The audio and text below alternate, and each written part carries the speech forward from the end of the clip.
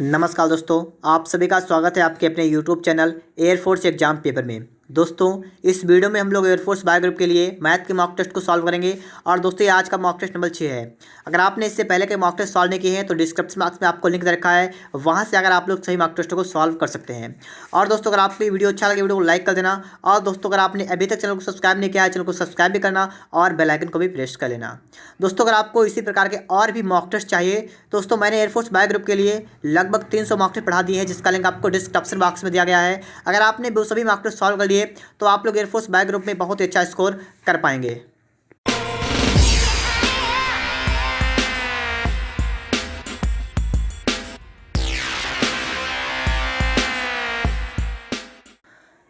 देखिए दोस्तों, question number 1। ए व बी किसी कार्य को मिलकर 50 घंटों में पूरा कर सकते हैं। यदि वे दोनों अपने मित्र सी के साथ मिलकर कार्य करें तो कार्य 30 घंटों में पूरा हो जाता है। बताइए कि सी अकेला उस कार्य को कितने घंटों में पूरा कर सकता है। दोस्तों, सवाल में आपको दे रखा है पहले कि ए और बी किसी काम को करते हैं कितने में, 50 घंटे में। तो आप यहाँ पर दोस्तों लिख सकते हैं कि ए प्लस बी और ये काम करते हैं दोस्तों 50 घंटे में। ठीक, इस प्रकार से आप इतना लिख लेंगे। ठीक है, आगे दोस्तों आप सवाल पढ़ेंगे। कह रहा है दोस्तों कि वे दोनों अपने मित्र सी के साथ मिलकर, मतलब वे दोनों ए और बी अपने मित्र के साथ मिलते हैं, मतलब तीनों लोग करते हैं काम। ठीक है, कौन करता है दोस्तों, ए करता है, बी करता है और इसके साथ में सी भी करता है। और उस काम को 30 घंटे में समाप्त करते हैं। 30 घंटे में काम को समाप्त करते हैं। अब आपसे पूछा गया है कि सी अकेला उस कार्य को कितने घंटे में समाप्त करेगा। दोस्तों, मैं यहाँ पर आपको सवाल लगा के दिखाऊंगा बिल्कुल सिंपल तरीके से। यहाँ पर दोस्तों आप इसका एलसीएम लीजिएगा। इसका एलसीएम आपका आएगा 150। ठीक है, 150 आएगा। यहाँ पर देखिए, यहाँ पर आएगा 5 3 15 और 3 5 15। तो यहाँ पर आपका आएगा 5, यहाँ पर आएगा 3। अब दोस्तों यहाँ पर आप लोग एक चीज़ सीख लीजिएगा। जो दोस्तों आपका यहाँ पर बीच में जो निकल के आया, ये क्या है आपका, यह इफिशियंसी। ठीक है, इसकी क्षमता निकल के आई है। और दोस्तों ये आपका 150 है, क्या है, ये आपका है वर्क। ठीक है, ये क्या है, वर्क। दोस्तों आपको यहाँ पर दिख रहा है कि देखिए, आप सही से देखिएगा कि दोस्तों ए और बी की एफिशिएंसी कितनी है, 3। ए बी सी की एफिशिएंसी कितनी है, 5। तो यहाँ से दोस्तों आप देख सकते हैं कि ए और बी की एफिशिएंसी है 3, ए बी सी की है 5। तो इसमें से दोस्तों सिर्फ सी की एफिशिएंसी कितनी होगी, 2 हो जाएगी। ये बात आपके समझ में आनी चाहिए। ए और बी की एफिशिएंसी कितनी है, 3 है। तो सी की कितनी होगी, सी की सिर्फ 2 होगी, तभी इसका टोटल 5 होगा। तो 3 और 2, इतनी बात आपके अगर समझ में आ गई तो आप सवाल लगा सकते हैं। ठीक है, सी की एफिशिएंसी आ गई 2।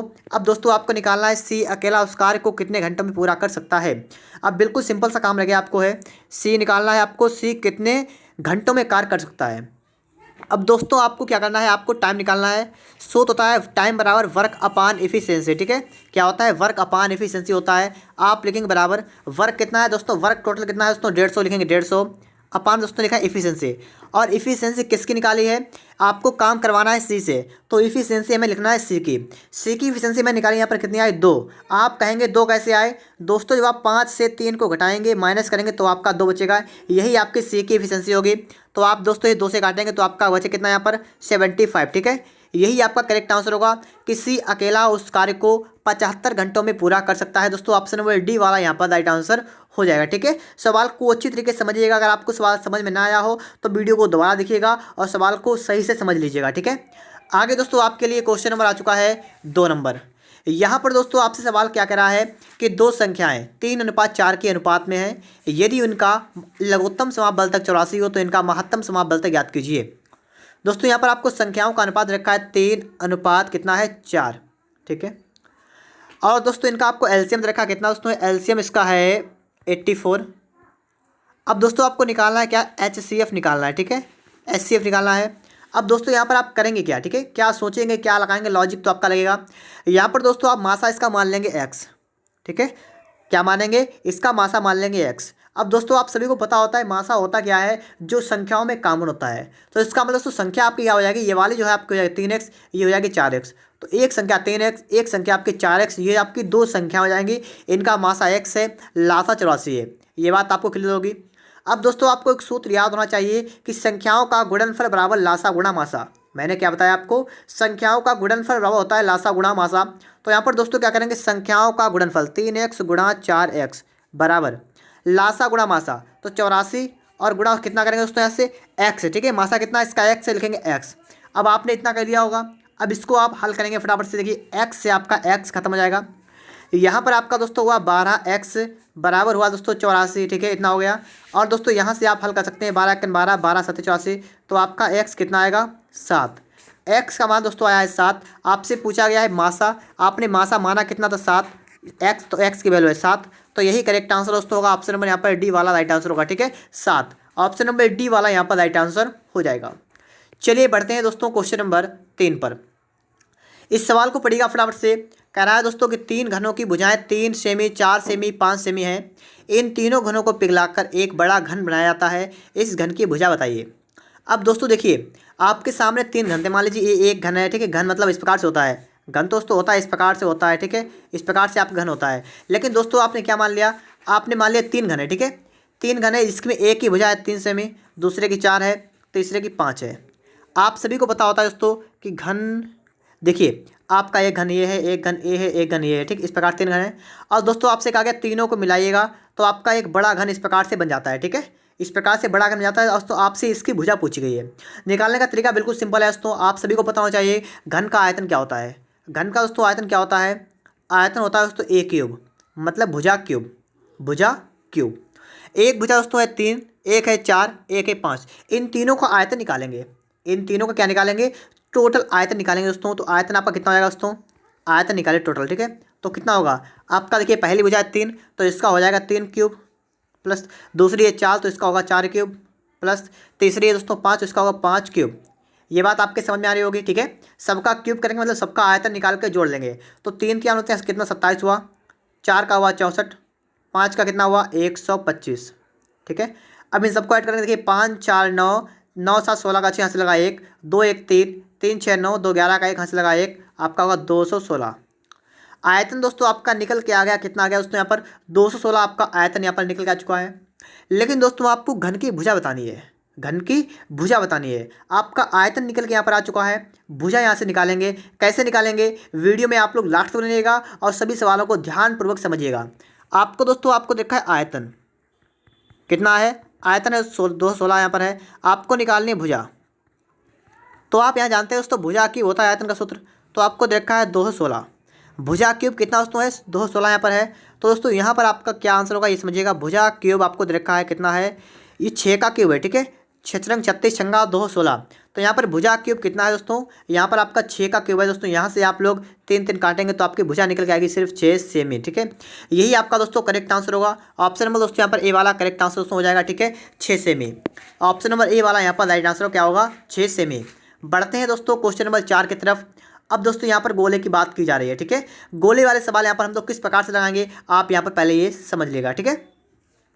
एक गोले की त्रिज्या 21 सेमी है, इसका पृष्ठ क्षेत्रफल ज्ञात कीजिए। आपको आर दे रखा है, ठीक है, कितने रखा है 21 सेमी दे रखा है। आपको निकालना है पृष्ठीय क्षेत्रफल। गोले का पृष्ठीय क्षेत्रफल होता है 4 पाई आर स्क्वायर। आपको इसकी वैल्यू फाइंड आउट करनी है, पता लगानी, ठीक है। 4 पाई आर स्क्वायर का मान आपको ज्ञात करना है। कैसे निकालेंगे देखिएगा यहाँ पर, देखिए दोस्तों 4 तो लिखेंगे 4 गुणा पाई का मान कितना 22/7 गुणा आर का मान आपका होता है 21 तो लिखेंगे दोस्तों 21 गुणा 21। आप कहेंगे 2 बार हमने 21 क्यों लिखा, क्योंकि यहाँ पर दोस्तों स्क्वायर लगा हुआ है, ठीक है। अब इसे हल करेंगे दोस्तों, यहाँ पर हल करने का तरीका है दोस्तों 7 एकन 7 और 7 यहाँ 21, इतना आपका हो जाएगा। अब दोस्तों गुणा करना स्टार्ट करिएगा। पहले दोस्तों आप लोग इसकी गुणा कर लीजिएगा, तो 22 चौक कितना होता है 88 गुणा 3 गुणा 21, इतना आपका हो जाएगा। अब दोस्तों इसके बाद में आप 88 3 गुणा करें कितना होगा, देखिए 3 8 24 का 4 से लगा 2, 8 3 24 तो कितना 26 गुणा दोस्तों कितना होगा 21 यहाँ पर हो जाएगा। अब इसकी गुणा आपको यहाँ पर करनी है, ठीक है। इसकी गुणा, अब कुछ बच्चों को यहाँ पर टेबल याद नहीं होगा तो आप क्या करेंगे, लिखिए 264 लिखेंगे, 21 लिखेंगे, गुणा करें दोस्तों 1 चक्कू 4 और देखिए 6 एकन 6 और 2 एकन 2। फिर देखिए दोस्तों यहाँ क्या करेंगे 2 चक्कू 8, 6 दूनी 12 का 2 वहाँ से लगा 1, 2 4 1 5, तो यहाँ से आपका आया 4, 8 6 14 का 4 से लगा 1 5 5 55 44, ठीक है। तो ऑप्शन नंबर आपका बी वाला करेक्ट आंसर दोस्तों यहाँ पर जाएगा 55 44 वर्ग सेमी, ठीक है। ऑप्शन नंबर बी वाला यहाँ पर राइट आंसर होगा। दोस्तों सभी प्रश्न आपके लिए बहुत ही ज़्यादा इंपॉर्टेंट है, ठीक है, सभी को ध्यान में समझिएगा। और दोस्तों इसके बाद में आप देखिए क्वेश्चन नंबर 5। और अगर दोस्तों आपने अगर इससे पहले वाले पार्ट नहीं देखे तो भी देखिएगा, ठीक है। मैंने इससे पहले 5 इसके मॉक टेस्ट बना दिए हैं और ये 6वां है, ठीक है। तो यहाँ पर आप लोग सही से समझिएगा इसे। यहाँ पर दोस्तों सवाल है कि यदि 3 क्रमागत बट्टों में से प्रत्येक 20% हो तो उसके समतुल्य बट्टा ज्ञात कीजिए। मतलब आपको 3 छूट दिया नहीं है किसी चीज़ पर। 3 क्रमागत, पहले 20% की छूट दी गई, फिर से दी गई 20% की, और तीसरी बार भी 20% की छूट आपको दे दी गई, ठीक है। तो यहाँ पर कैसे निकालेंगे टोटल छूट हमें कितनी मिल गई है। इसे निकालने के दोस्तों आप क्या करेंगे, आप दोस्तों यहाँ पर लिखेंगे 100, ठीक है, क्या लिखेंगे 100 माइनस 100, 100 माइनस 100। मैं आपको जो बता रहा हूँ आप सही सुनिएगा, ठीक है, आपसे कोई भी सवाल पेपर में नहीं छूटेगा। मैंने आप क्या बता लिखेंगे 100 माइनस 100 गुणा, अब दोस्तों 20 की छूट देंगे कितना बचेगा 80/100। आप कहेंगे 80 कहाँ से आया, दोस्तों हम क्या करते हैं 100 से माइनस करते हैं, ठीक है, तो 100 से 20 के 80/100 हो गया। फिर से यहाँ 20 की छूट तो इसका फिर से 80/100 हो जाएगा यहाँ पर, और फिर से 20 की छूट मतलब फिर से 80/100। आपको बस इतना सा काम करना था। अब इसके आगे दोस्तों आप देखिएगा फटाफट से, देखिए 2 जीरो से आपके 2 जीरो कैंसिल, यहाँ पर दोस्तों 2 जीरो से आपके ये वाला 2 जीरो कैंसिल, और यहाँ पर दोस्तों 1 जीरो से आपका ये जीरो कैंसिल हो जाएगा, ठीक है। आपका दोस्तों बचा 100 माइनस, अब दोस्तों यहाँ पर आप गुणा करेंगे 8 8 8 की गुणा करिएगा, 8 8 जा 64, और 8 की और गुणा करेंगे दोस्तों कितना होगा 8 का घन कितना 512 बटा में दोस्तों कितना आपका यहाँ 10 बचा हुआ है, 10 लिखेंगे, यहाँ जीरो हटेगा पॉइंट पड़ेगा, तो आपका आंसर कितना आएगा दोस्तों घटाइएगा, 10 से 2 गया 8, 9 से गया 8 और 4, 48.8%। यही आपका दोस्तों करेक्ट आंसर होगा, बिल्कुल करेक्ट होगा। यहाँ पर ऑप्शन में दोस्तों यहाँ पर देखिएगा आप लोग, ए वाला यहाँ पर राइट आंसर होगा, कितना होगा दोस्तों 48.8% बट्टा होगा, ठीक है, 48.8%। देखिए दोस्तों इसके बाद में आपके लिए आ चुका है क्वेश्चन नंबर 6, ठीक है। सवाल को दोस्तों पढ़िएगा। इससे पहले दोस्तों अगर आपको एयरफोर्स बाय ग्रुप के और भी मॉक टेस्ट सॉल्व करने हैं दोस्तों, मैंने इस चैनल पर लगभग 300 मॉक टेस्ट पढ़ा दिए हैं जो आपकी तैयारी में बहुत ज़्यादा हेल्प करेंगे। तो आप लोग फटाफट से डिस्क्रिप्शन बॉक्स में जाइए, वहाँ पर आपको इनका लिंक दे रखा है, और वहाँ से अगर सभी वीडियो देख लेंगे तो आप एयरफोर्स बाय ग्रुप में बहुत ही अच्छा स्कोर कर पाएंगे, ठीक है। अब दोस्तों यहाँ पर देखिएगा क्वेश्चन नंबर दोस्तों यहाँ पर 6 आ चुका है। मनीष ने एक पुस्तक को 3600 रुपये बेचकर 20% का लाभ प्राप्त किया। यदि वस्तु को 3150 में बेचें तो उसे कितने परसेंटेज लाभ प्राप्त होगा। दोस्तों यहाँ पर देखिएगा कुछ लोग सवाल लगाते हैं ये बहुत ही कठिन तरीके से, ठीक है, बहुत ज़्यादा बड़ा करते हैं, लेकिन दोस्तों मैं आपको बिल्कुल सिंपल बताऊंगा, ठीक है, बिल्कुल सिंपल। अगर आपको गणित सीखना है तो आप मेरे साथ बने रहिएगा। देखिए 3600 रुपये बेच रहा है और 20% का लाभ हो रहा है।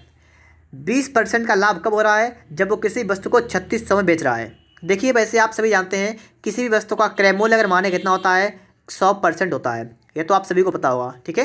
किसी भी चीज़ की कीमत कितनी होती है 100% होती है, और उसको तो बेच रहा है तो 20% का लाभ हो रहा है। इसका मतलब दोस्तों ये हुआ है कि आपको 120% की वैल्यू आपको दे रखी है 3600।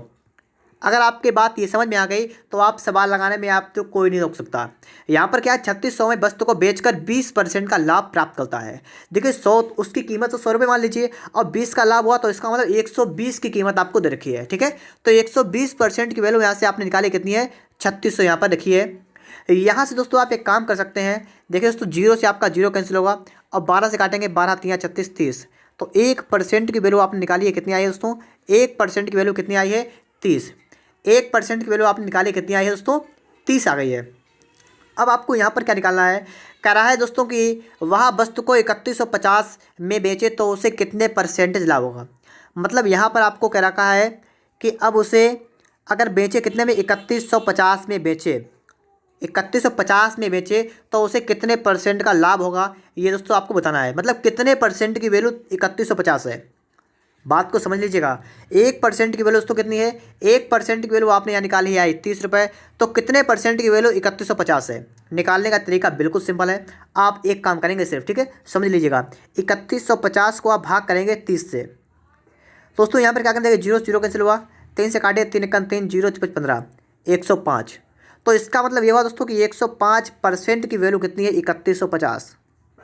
अगर आपके अंदर थोड़ी बुद्धि होगी तो आप समझ गए होंगे यहाँ पर कि 105% की वैल्यू कितनी है 3150।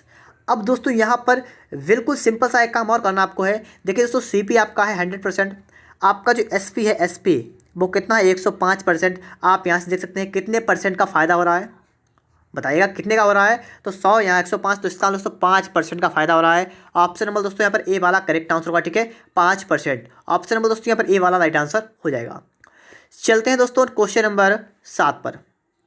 यहाँ पर देखिए दोस्तों इससे कठिन सवाल आपके एग्जाम में नहीं आएगा। यहाँ पर आप देखिए दोस्तों 7 नंबर क्या करें आपसे समझिएगा इसे। अनुष्का ने साधारण ब्याज की दर पर 400 रुपये 2 वर्ष के लिए, 1200 रुपये 6 वर्ष के लिए, 5500 रुपये 4 वर्ष के लिए जमा किए। ब्याज की दर बताइए यदि कुल प्राप्त धन लिखा है साधारण ब्याज कितना है 1020 रुपये हो।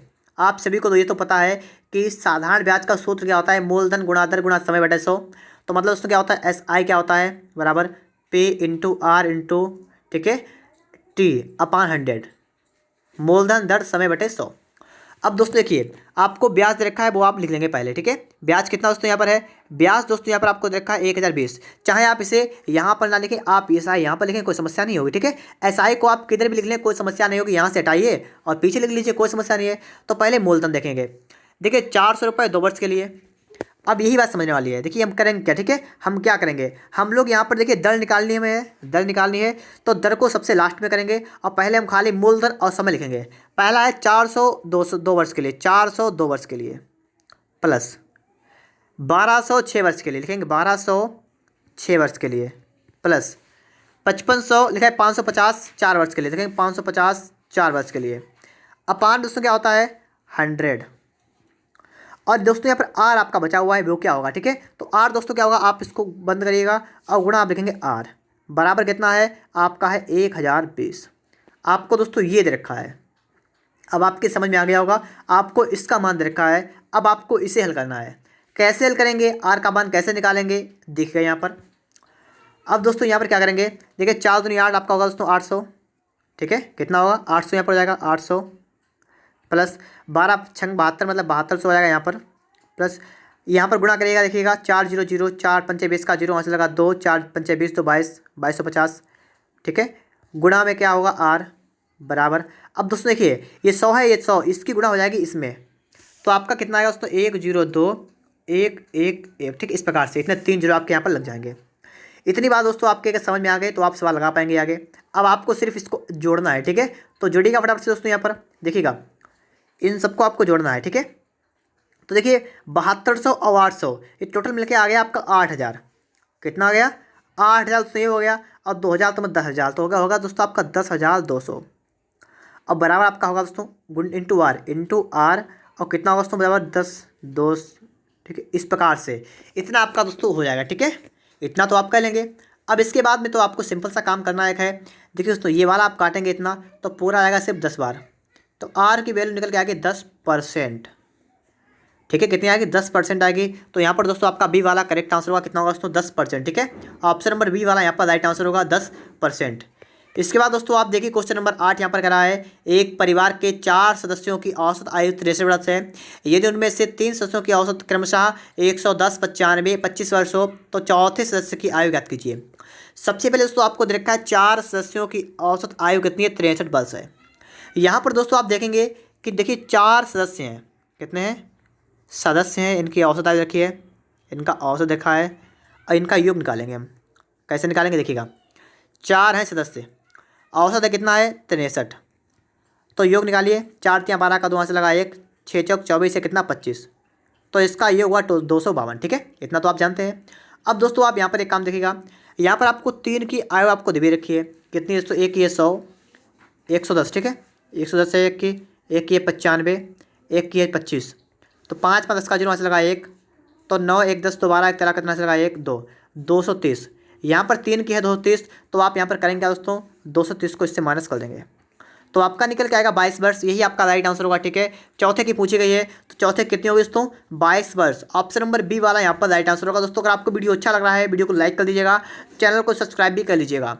आगे दोस्तों देखिएगा क्वेश्चन नंबर यहाँ पर है 9 नंबर। एक चुनाव में 2 उम्मीदवार थे, एक उम्मीदवार 70% मत लेकर 16,000 मतों से जीत गया, कुल मतों की संख्या बताइए। देखिए दोस्तों आप सभी को पता होता है कि टोटल कभी भी वोटिंग होती है, कितनी होती है 100% पे वोटिंग होती है, जिसमें से जीतने वालों को मिलते हैं कुछ वोट हारने वालों को मिलते हैं। तो जीतने वालों को यहाँ पर है एक 70% मत लेकर जीत गया, तो एक को मिले 70%, तो दूसरे को मिले होंगे 30%। ये तो आपको पता लग रहा है कि टोटल वोटिंग होती है 100% पर, जीतने वाला को मिले 70%, हारने वाले को मिले 30%। लेकिन दोस्तों यहाँ पर एक बात आपको देखिए, यहाँ पर कहा 1600 मतों से जीत गया, 16,000 मतों से जीता 70%, मतलब इसका मतलब ये हुआ, देखिए इसका अंतर करिएगा आप लोग, इसका अंतर करेंगे दोस्तों कितना का 40%, तो आपको यहाँ पर 40% की वैल्यू दे रखी है दोस्तों, कितनी है 16,000। यहीं पर कुछ बच्चे गलती करते हैं, ठीक है। तो यहाँ पर आप समझ लीजिएगा इसका अंतर निकालते हैं 40%, इसकी वैल्यू 16,000 है। यहाँ से आप निकाल सकते हैं दोस्तों 40 सेकंड 40, और देखिए 40 चक्को 160 तो 2 जीरो, तो 1% की वैल्यू कितनी आ गई दोस्तों 400। यहाँ पर एक निकाल के आ गई। आपको निकालना है कुल मतों की संख्या कितनी थी 100%, तो एक की वैल्यू इतनी है, तो दोस्तों 100% की वैल्यू कितनी होगी, कितनी होगी दोस्तों 4 1 2 3 4 इतनी होगी। यही आपका राइट आंसर दोस्तों होगा, ऑप्शन नंबर डी वाला यहाँ पर राइट आंसर हो जाएगा, ठीक है।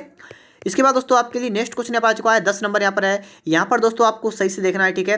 कराए दोस्त 649 गुणा 649, इस प्रकार से आपको सबको दे रखा है। आप यहाँ पर थोड़ा मानेंगे तो बेहतर होगा। अगर दोस्तों आपने मान लिया 649 की जगह पर आपका है ए, 351 की जगह आपका है बी, तो आप सवाल बहुत ही जल्द लगा पाएंगे। कैसे हो जाएगा? पहला वाला दोस्तों यहाँ पर ए दोनों इतना हो जाएगा दोस्तों ए स्क्वायर, ठीक है। कितना होगा? ए स्क्वायर। ये वाला दोस्तों क्या होगा? प्लस बी स्क्वायर माइनस, और दोस्तों ये वाला कितना होगा? ये होगा दोस्तों आपका ए बी अपान, देखिए तो पूरा ये कितना होगा दोस्तों? ए क्यूब हो जाएगा, और माइनस ये वाला कितना होगा? ए प्लस का बी क्यूब, ठीक है। इतना आपका हो गया है। अब दोस्तों आपको इसे सॉल्व करना है, खोलना है, ठीक है। तो पहला ऊपर वाला वही रहेगा, देखिए ए स्क्वायर प्लस का बी स्क्वायर माइनस का ए बी, ये तो वही रहेगा। अपान में दोस्तों आपको हल करना है ए क्यूब प्लस बी क्यूब। तो यहाँ पर दोस्तों होगा आपका ए प्लस बी इंटू होगा आपका ए स्क्वायर प्लस का होगा बी स्क्वायर माइनस का होगा दोस्तों ए बी। इतना आप सभी लोग कह लेंगे। आगे दोस्तों कि ये वाला बिल्कुल सेम कट जाएगा आपका, तो आपका दोस्तों बचे कितना? आपका सिर्फ 1 बटा ये बचेगा, ठीक है। आपका बचेगा सिर्फ दोस्तों 1 बटा इतना बचेगा आपका, तो 1 बटा, और दोस्तों इसको जोड़ लेंगे, 1 के बटे में होगा, इसको जोड़ लेंगे, तो आपका राइट आंसर क्या होगा दोस्तों? ऑप्शन नंबर ए वाला यहाँ पर राइट आंसर होगा 1 बटा 1000, ठीक है। ऑप्शन नंबर दोस्तों यहाँ पर ए वाला करेक्ट आंसर होगा। और दोस्तों इसके बाद दोस्तों आपके लिए 11 नंबर यहाँ पर आ चुका है। ये दोस्तों सवाल नंबर दोस्तों 11 यहाँ पर आ चुका है। सही से देखिएगा, यहाँ पर लिखा हुआ है दोस्तों, यदि किसी वस्तु को 425 में बेचने पर उतना ही लाभ होता है जितने उसे 355 में बेचने पर हानि होती है, तो वस्तु का क्रय मूल्य ज्ञात कीजिए। दोस्तों ये सवाल आपके लिए है, ठीक है। इसका आंसर आप लोग हमें कमेंट बॉक्स में देंगे कि इसका राइट आंसर क्या होगा। उम्मीद करता हूँ आपको सभी सवाल अच्छी तरीके से समझ में आए होंगे। अगर आपको वीडियो पसंद आया है, वीडियो को लाइक कर दीजिएगा। अगर आपने अभी तक चैनल को सब्सक्राइब नहीं किया है, चैनल को सब्सक्राइब भी करिएगा और बेल आइकन को भी प्रेस कर लीजिएगा।